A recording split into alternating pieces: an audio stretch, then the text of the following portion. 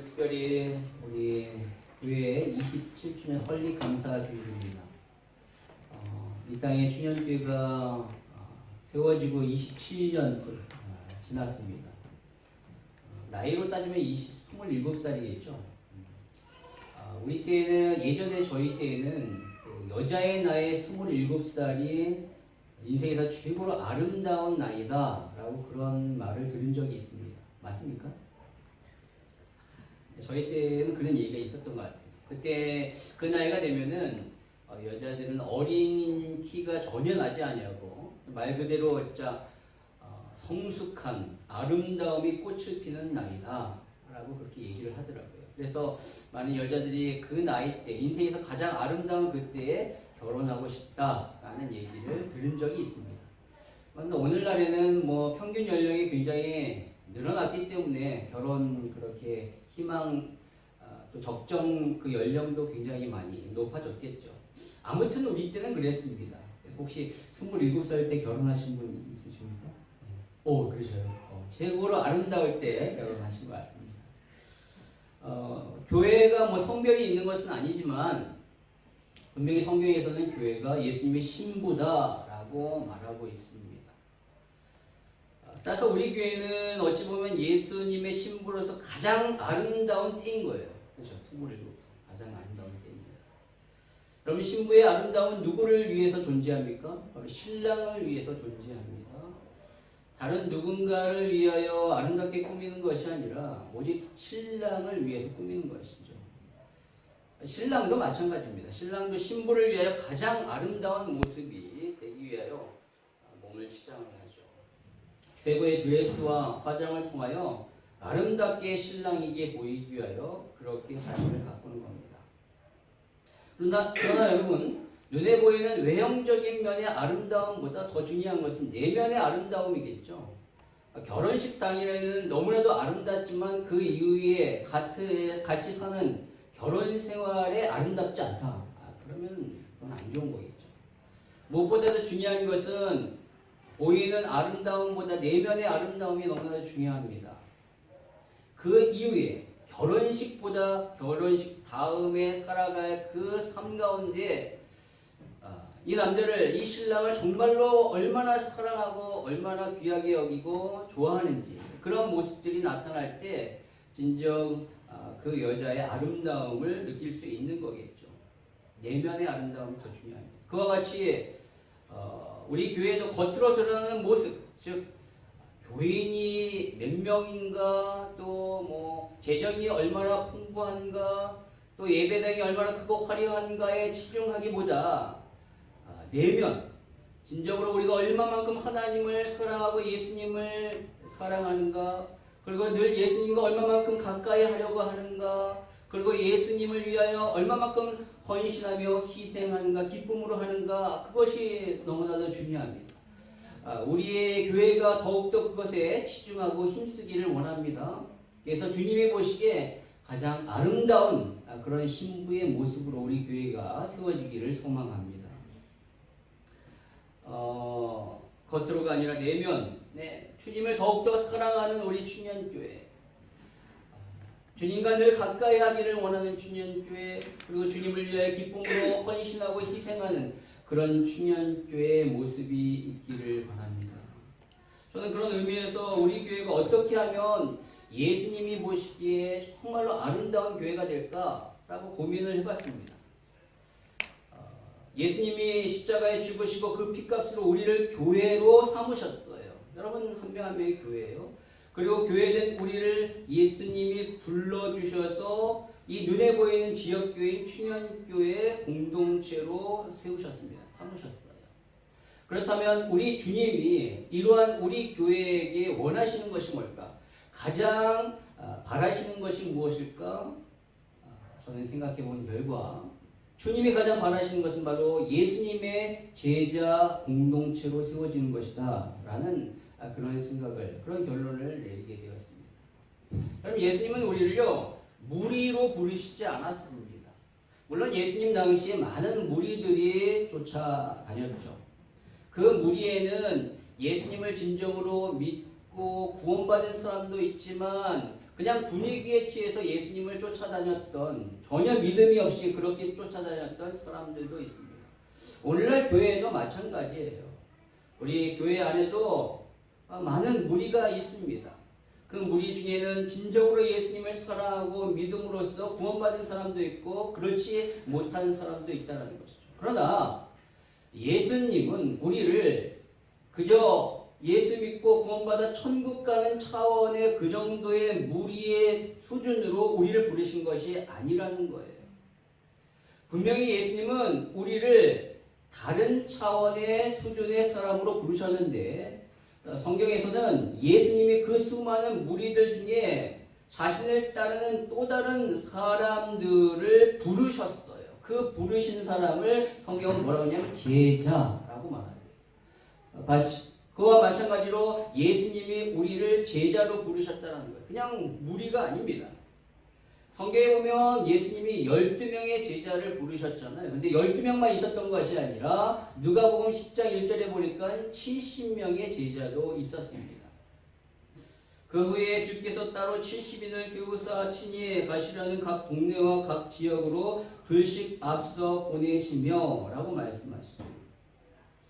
예수님을 따르는 무리 중에서 70명을 따로 세우셨다. 만약에 예수님이 그냥 무리만 원하셨다. 그러니까 많은 사람이 나를 따르기만을 원하셨다면 굳이 그 중에서 왜 70명을 따로 세우셨을까요? 무리로만은 안 되기 때문에 그런 거예요. 예수님은 자신의 일을 무리에게만 맡길 수 없는 거예요. 그래서 그 중에서 제자를 따로 세워 그들에게 자신의 일을 맡기신 겁니다. 바로 제자란 무엇인가? 스승의 일을 맡아서 하는 자예요. 그러니까 스승이 했던 일을 그대로 맡아서 하는 사람이 제자입니다. 고대와 중세 시대 때 제자라는 개념은 뭐냐면 바로 스승 밑에서 하루 종일 스승과 함께 하는 거예요. 그러면서 스승이 어떤 생각을 가지고 있는가, 스승이 어떻게 무엇을 만드는가, 그의 기술은 어떠하고 그의 삶의 모습은 어떠한가. 그러니까 같이 있으면서 늘 배우면서 스승을 닮아가고 그러면서 스승의 모든 것들을 다 배워서 결국은 스승이 했던 일을 하는 사람이 바로 제자라는 거예요. 그래서 도제라고 그러죠. 도제 제도였어요. 도제. 스승 밑에서 계속 있으면서 배우는 거예요. 예전에 취권이라는 영화 보신 적 있습니까? 성룡이 나왔던 아주 재밌죠. 취권 보면은 술 먹고 이렇게 하는 거잖아요. 그 취권이. 성령이 그 사부 밑에 들어가지고 어떻습니까? 엄청 고생합니다. 맨날 물동에 물 길어오고 설거지하고 허드렛 일을 다 시켜요. 맨날 그것을 하는 거예요. 그러면서 조금씩 시간이 지나면서 사부가 가르치죠. 이렇게 해야 돼, 이렇게 해야 돼. 그것들을 배우면서 나중에는 취권의 달인이 되는 것을 보게 돼요. 하루 종일 같이 사는 거예요. 바로 제자란, 이 당시 예수님의 제자라는 것은 바로 그 스승 밑에서 스승의 모든 것을 배워가는, 그래서 스승이 했던 일을 하는 사람이 바로 제자였습니다. 예수님은 무리에게 자신의 일을 맡길 수 없기 때문에 그 중에 제자를 따로 세워서 그들을 부르신 거예요. 바로 그들이 12명이었고 그들이 70명이었습니다. 그리고 그러한 제자들에게 예수님은 뭘 맡기셨는가? 마태복음 28장 19절에서 20절에 이렇게 말씀합니다. 우리 다시 한번 읽어볼까요? 시작. 그러므로 너희는 가서 모든 민족을 제자로 삼아 아버지와 아들과 성령의 이름으로 세례를 베풀고 내가 너희에게 분부한 모든 것을 가르치게 하라. 올지어다 내가 세상 끝날까지 너희와 항상 함께 있으리라 하시니라. 아멘. 여기에 보니까 예수님이 또 다른 사람을 제자로 삼아라 라고 말씀하셨어요. 제자들에게 너희가 제자가 된 것처럼 다른 사람들도 그렇게 제자를 삼으라 라고 말씀하신 거죠. 예수님이 왜 이렇게 제자들에게 또 다른 사람을 제자로 삼으라고 말씀하셨을까요? 그것은 바로 예수님이 그 일을 하셨기 때문에 그래요. 아까 제자라는 뭐라고 그랬죠? 스승의 일을 하는 사람이라는 거죠. 스승이 했던 일을 그대로 맡아서 하는 사람. 바로 예수님이 이 땅 가운데 제자 삼는 사역을 하셨거든요. 제자를 세우셨습니다. 이제 예수님이 이 땅 가운데 제자 삼는 사역을 하시다가 하늘나라에 승천하셔요. 그러면서 남아있는 그의 제자들에게 내가 했던 일 너네들도 해라 라고 말씀하시는 겁니다. 여러분 이 마태복음 28장 19절에서 20절의 구절에 보면 이것을 헬라어 원문으로 보면 이 구절 중에서 딱 하나만이 명령형 동사로 나와 있습니다. 뭘까요? 동사가 딱 하나예요. 명령으로 된 동사. 뭐뭘 해라 라고 말씀하신 명령형 동사가 딱 하나 나올 때 그것이 바로 제자로 삼으라. 헬라어로 마데투 사테라고 하는데 굉장히 중요한 단어입니다. 제자를 삼으라. 이것이 유일한 동사예요. 그것도 삼으라라는 명령으로 되어 있죠.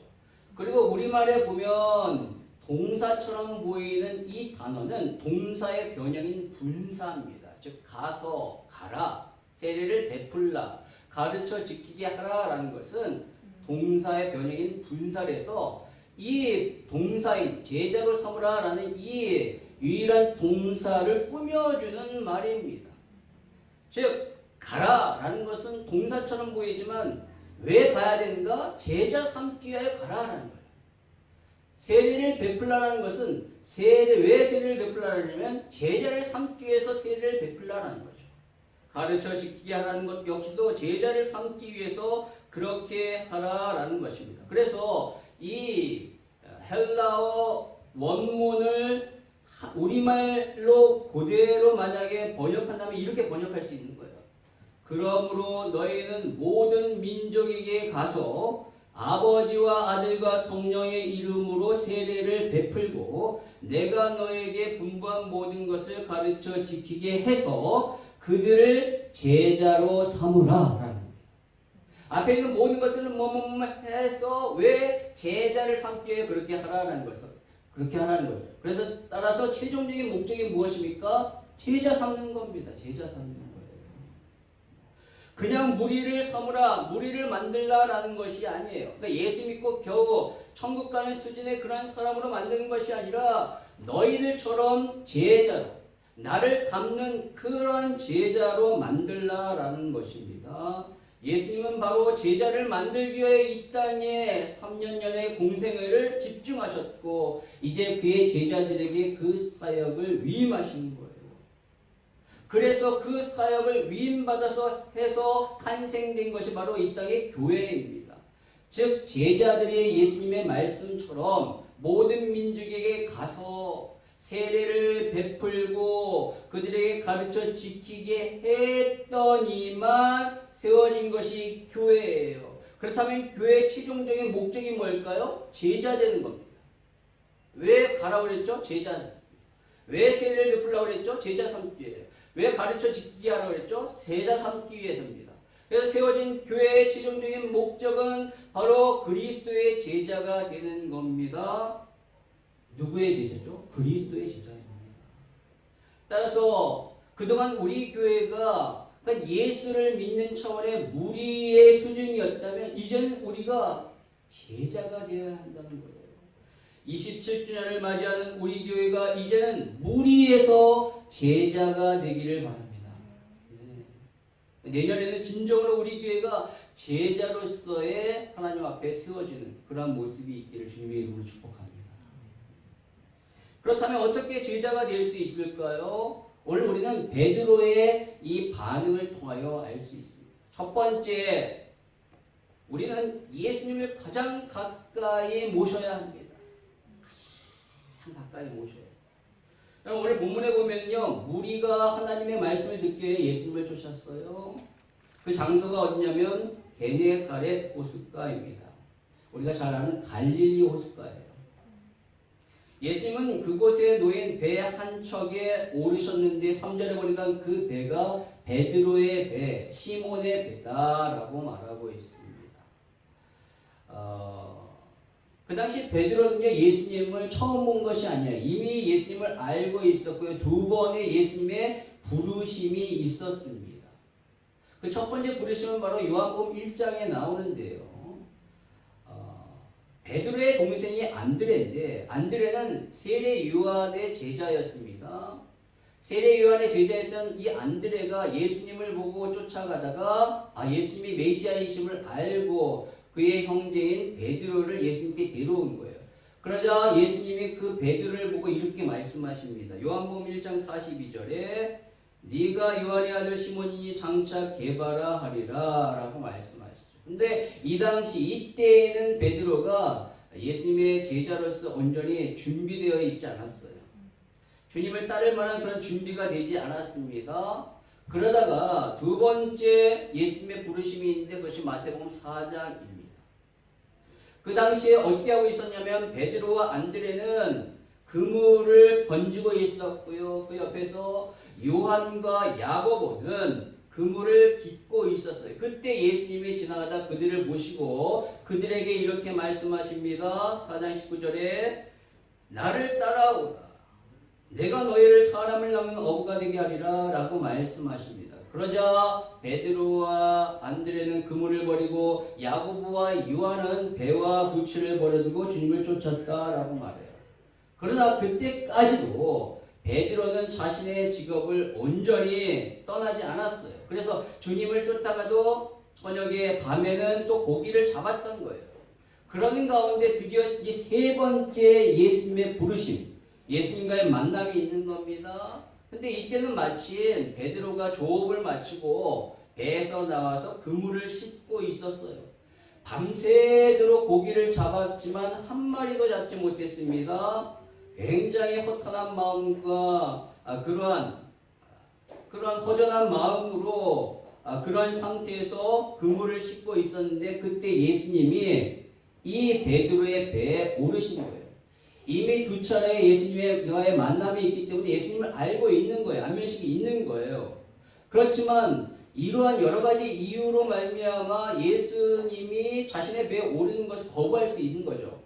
전날 밤 하나도 못 잡았는데 이런 상황에서 왜 예수님 또 내 배에 오르셨을까? 이 수많은 사람들 데려가지고 그래가지고 그런 이유 때문에 분명히 거절할 수 있어요. 너무나도 힘들고 지쳐있기 때문에 예수님 안 됩니다. 오늘은 안 됩니다. 라고 그렇게 거절할 수 있지만 오늘 베드로는 그렇게 하지 않았다는 거예요. 전혀 불평하지 않냐고 예수님이 자기 배에 오르신 것을 이렇게 허락하고 맞이합니다. 그럼 오늘 이렇게 베드로가 불평 없이 예수님을 자신의 배에 이렇게 맞이했을 때 베드로에게 온 놀라운 유익과 은혜가 있었어요. 그것이 뭐냐? 예수님의 말씀을 그것도 가장 가까이서 들을 수 있는 그런 은혜가 있었다는 거죠. 오늘 3절의 말씀을 보니까 예수께서 한 배에 오르시니 그 배는 시몬의 배라 육지에서 조금 떼기를 청하시고 앉으사 배에서 무리를 가르치시더니 라고 말했어요. 지금 예수님은 베드로의 배에 타셨습니다. 근데 그 배를 육지에서 조금 떨어지게 만들었대요. 여러분 그렇다면 지금 누가 가장 예수님과 같이 가까이 있습니까? 예수님의 말씀을 누가 가장 잘 듣고 있죠? 베드로입니다. 베드로는 그 배에서 예수님을 가장 가까이서 예수님의 숨결, 예수님의 표정, 예수님의 그 세미한 음성까지 막 듣고 있는 거예요. 경험하고 있는 거예요. 여러분 이것이 축복입니다. 우리 인생의 최고의 축복은 예수님을 경험하는 거예요. 우리의 구원자, 우리를 사랑하시는 그분이 얼마만큼 나를 사랑하고 나를 얼마만큼 나를 위하여 열심히 일하고 계신가. 그 사랑하는 주님을 경험하는 것. 더욱더 가까이 경험하는 것만큼 축복이 없는 것이죠. 진정한 축복은 주님과 가까이 하는 거예요. 요한복음 15장 5절에 보니까 예수님이 이렇게 말씀하십니다. 같이 한번 읽어볼까요? 시작. 나는 포도나무요 너희는 가지라. 그 안에 내가 그 안에 거하며 사람이 열매를 많이 맺나니 나를 떠나서는 너희가 아무것도 할 수 없습니다. 뭐라는 거죠? 나랑 붙어 있어라. 네가 나와 붙어 있고 가까이 있으면 열매를 맺는다라는 거예요. 우리의 삶의 진정한 열매는 예수님과 함께 있을 때, 가까이 붙어 있을 때 맺지. 주님으로 떨어졌으면 아무 열매도 맺을 수 없는 것입니다. 따라서 주님과 가장 가까이 있는 것, 그것만큼 최고의 축복이 없는 거예요. 지금 이 베드로는 그 축복을 누리고 있는 것이죠. 여러분 우리가 온전히 주님의 제자가 되기 위해서는 어떻게 해야 되는가? 첫 번째는 주님을 늘 가까이, 주님을 내 마음의 중심에 모시고 그분을 가장 누구보다도 느껴야 되는 거예요. 그분의 말씀을 들어야 합니다. 그랬을 때 예수님을 닮는 거예요. 아까 제자는 뭐라고 그랬죠? 스승과 늘 함께하고 그 밑에서 스승의 모든 것들을 그냥 같이 있으면서 배우는 거예요. 그러면 닮는 거죠. 우리가 흔히 오래된 부부를 보면 닮는다라고 했잖아요. 부부는 닮는다라고 얘기합니다. 네, 닮았습니까? 안 닮아요. 전혀 다른 배경에서 살았고 전혀 다른데, 근데 그렇게 만나가지고 몇십 년을 같이 살면 식성도 비슷해지고 또 생각도 비슷해지고 얼굴도 비슷해지는 것 같아요. 그래서 많은 사람이 제 아내랑 제가 약간 비슷하다라고 그러더라고요. 누구는 싫어하겠죠? 근데 비슷하대요. 같이 있으니까. 사람은 같이 있으면 비슷해지는 것 같아요. 여러분, 그것이 제자의 비결입니다. 제자가 되기 위해서는 예수님과 같이 있어요. 더 가까우면 가까울수록 우리는 주님을 닮게 되는 거예요. 더 주님을 닮는 제자가 되는 것이죠. 저의 우리는 주님과 가까이, 그래서 주님을 닮는 진정한 제자 되기를 소망합니다. 네, 두 번째는 바로 제자는 주님의 말씀에 전적으로 순종하는 자입니다. 그럼 오늘 예수님이 이 배에서 말씀을 전하시고 이후에 4절에 보니까 베드로에게 따로 말씀을 하셔요.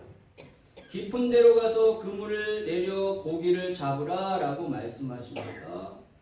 근데 지금 베드로는 밤새도록 고기를 잡았지만 한 마리도 잡지 못했고 방금 돌아와서 그물을 씻고 있는 상황.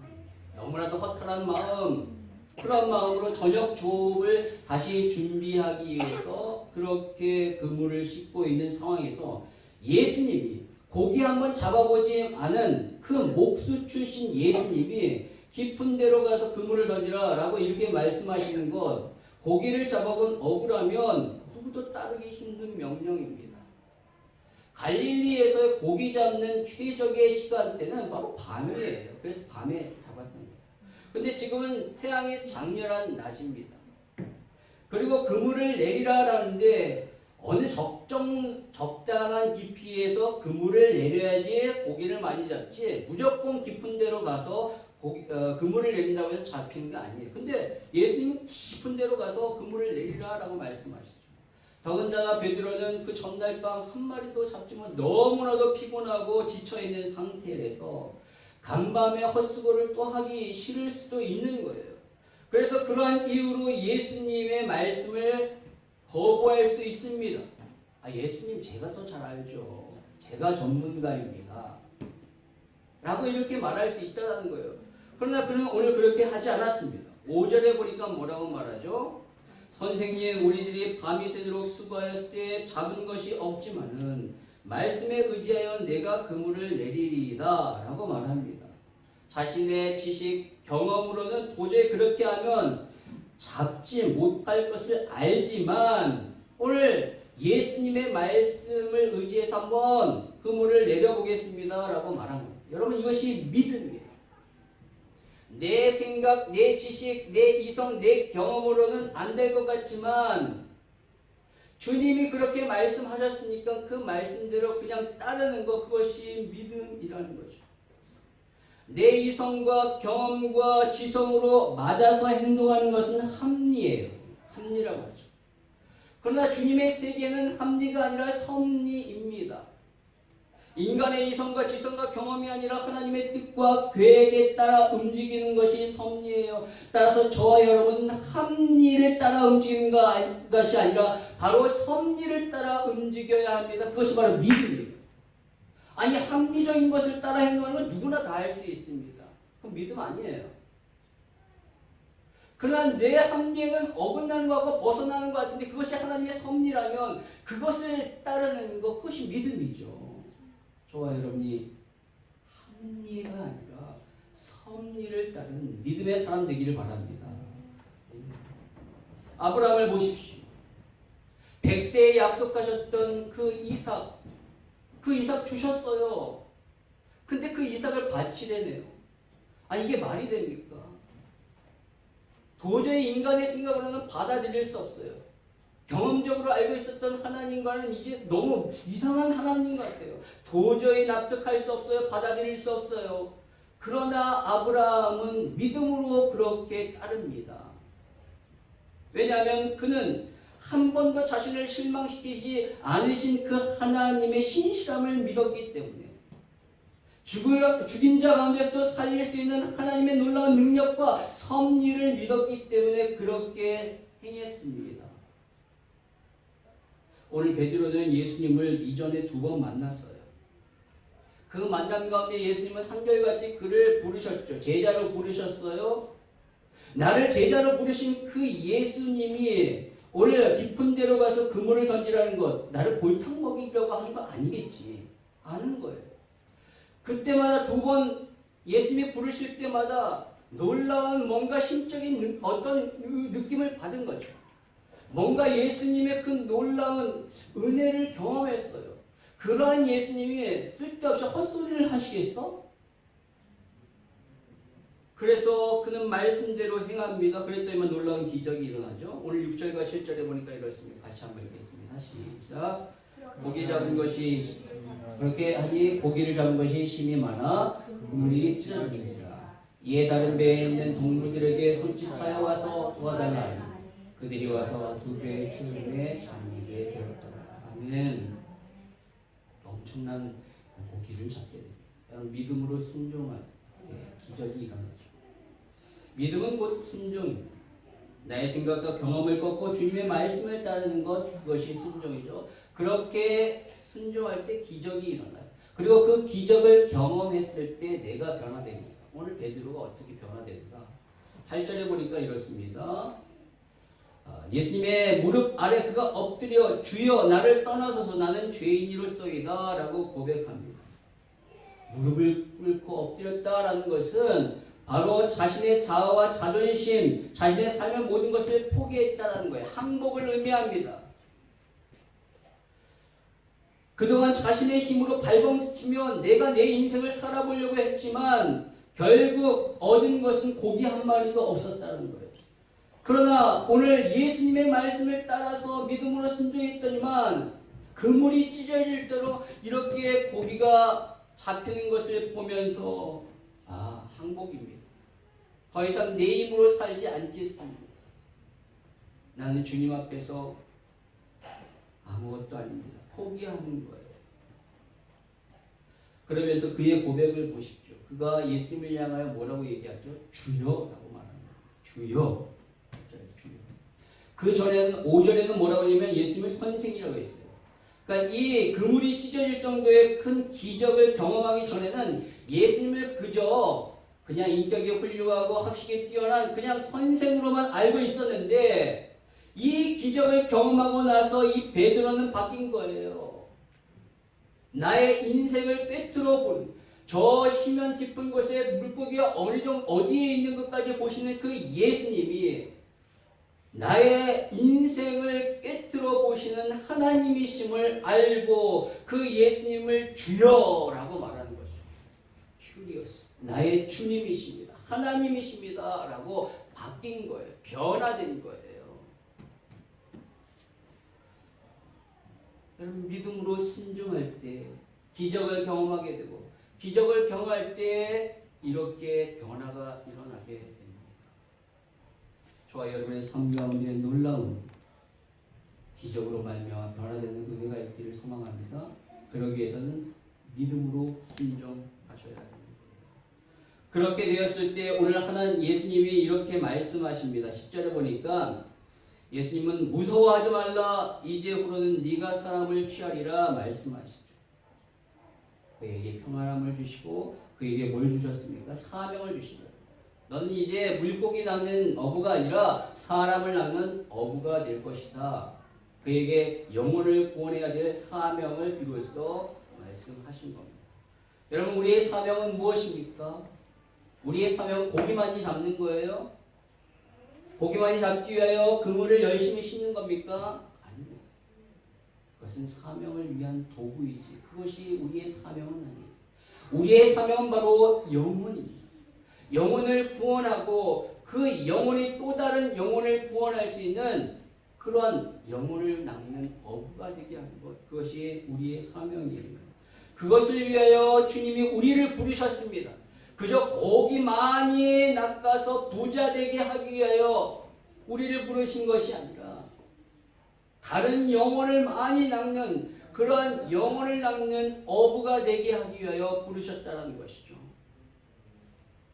그러기 위하여 우리 주님이 우리 인생의 배에 오르셨고 우리와 함께 하시며 우리에게 기적을 베푸셨어요. 이제 우리가 변화되어 주님의 그 사명을 감당하는 진정한 제자 되기를 소망합니다.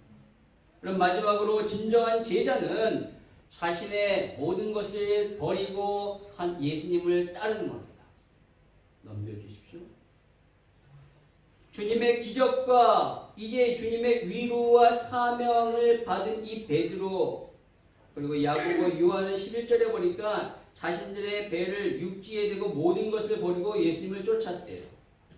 이전에도 베드로는 그물을 버리고 주님을 쫓았어요. 그러나 그때에는 온전히 모든 것을 버리지 않았어요. 그래서 다시 돌아와 또 고기를 잡았죠. 그런데 오늘은 완전히 인생 가운데 변화되어 모든 것을 버리고 주님을 쫓았습니다. 드디어 온전한 제자로서의 삶을 살아가게 됩니다. 여러분, 제자에게는 반드시 따라야 할 것이 있는데 그것이 버림입니다. 포기가 있어야 돼요. 어부 베드로에게 있어서 이 배는요, 자기의 모든 것이라고 할 수 있습니다. 자신의 정체성, 자존심, 삶의 모든 것, 그것을 버리는 거예요. 그러나 여러분, 버릴 때 채워짐이 있게 됩니다. 자기 삶의 터전인 메소포타미아 갈대아우르를 예수님의 명령을 따라 버리고 나온 아브라함을 보십시오. 하나님은 그 아브라함에게 복의 근원이 모든 민족으로 하여금 복을 받게 하는 복의 통로로서의 축복을 주셨습니다. 버릴 때 그런 축복이 있습니다. 할아버지와 아버지 자신 역시도 110년간 살았던 그 가나안 땅, 그 가나안 땅을 하나님이 요셉이 있는 애굽 땅으로 너 가라라고 말씀하셔서 야곱과 그의 가족이 애굽으로 갔을 때, 가나안 땅을 버렸을 때, 그들은 그 애굽에서 200만 명이 넘는 큰 민족을 이루게 됩니다. 300데나리온이라는 1년치 봉급에 해당되는 그 엄청나게 비싼 향유를 예수님에게 아낌없이 부었던 한 여인, 그런 모든 버림이 있었던 그 여인에게 예수님은 뭐라고 말씀하시냐면 마태복음 26장 13절에 온 천하에 어디서든지 이 복음이 전파되는 곳에서는 이 여자가 행한 일도 말하여 그를 기억하리라 라고 말씀하셨어요. 축복의 말씀 주시죠. 버리지만 하나님이 채워주십니다. 예수님은 마태복음 16장 24절에 이에 예수께서 제자들에게 이르시되 누구든지 나를 따라오려거든 자기를 부인하고 자기 십자가를 지고 나를 따를 것이니라 라고 말씀하십니다. 예수님의 제자가 되기 위해서는 반드시 자기의 부인이 필요해요.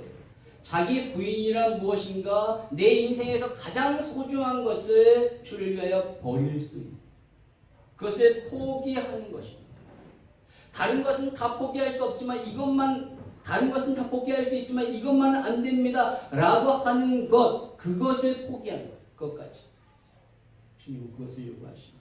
너무너무 잔인하죠. 너무너무 힘듭니다. 어렵습니다. 그러나 그러한 포기와 버림이 있을 때 진정으로 주님의 온전한 채우심을 경험하게 되는 거예요. 히브리서 기자는 12장 1절에 이렇게 말합니다. 모든 무거운 것과 얽매이기 쉬운 죄를 벗어버리고 인내로써 우리 앞에 당한 경주를 하며 달리기를 하는 사람이 그 피니시 라인에 온전히 들어가기 위해서 몸에 있는 무거운 것들을 다 벗어야 하듯이 주를 따르기 위해서는 우리를 얽매이는 세상적인 것들 벗어버려야 한다는 겁니다.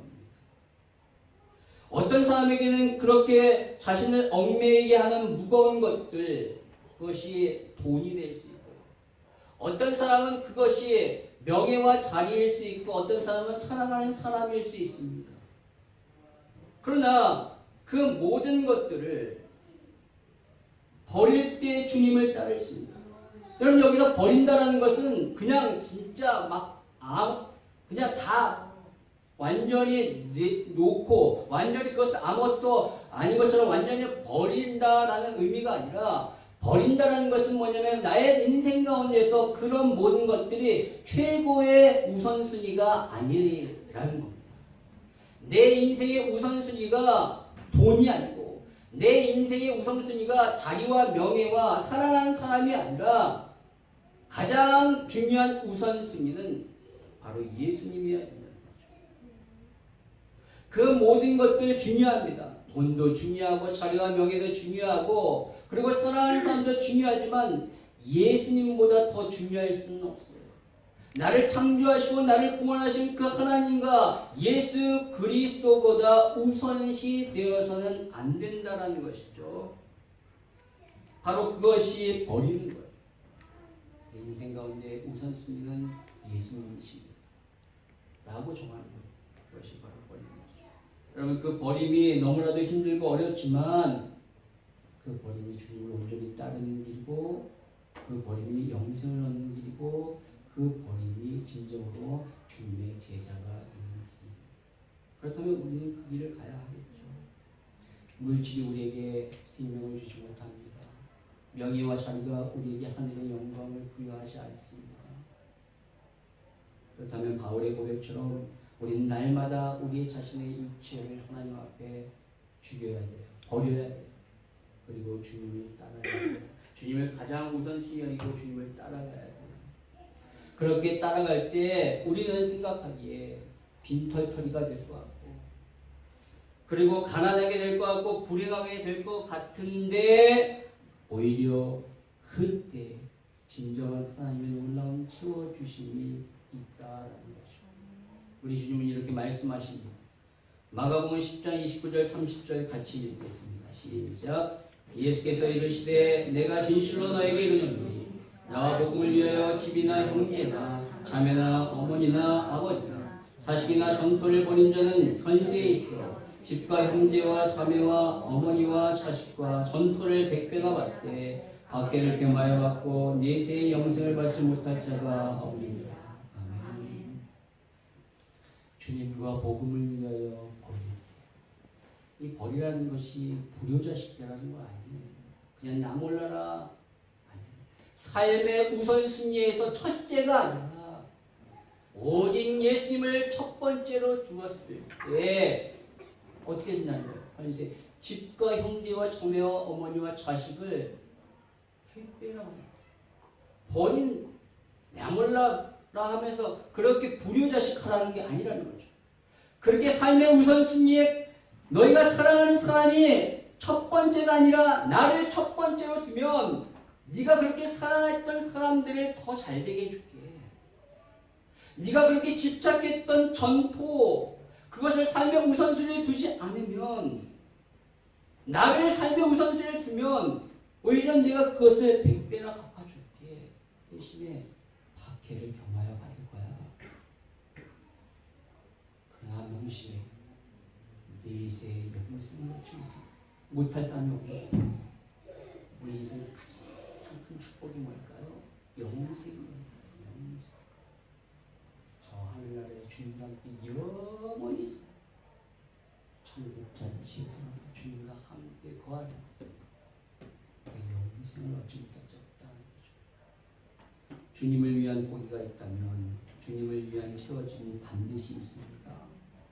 때로는 그 채워짐이 우리가 기대하는 것이 아닐 수도 있어요.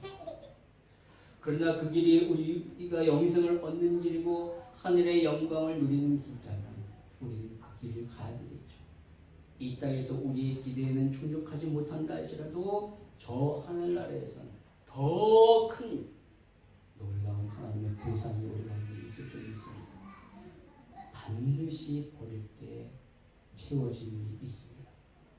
오늘도 이 주님의 약속을 믿고 나의 것을 버리고 주님을 가장 중요한 분으로 여기고 삶의 우선순위를 바로 정해 온전히 주님을 따르는 진정한 제자된 자의 삶을 사시는 저와 여러분이 되기를 주님의 이름으로 축원합니다.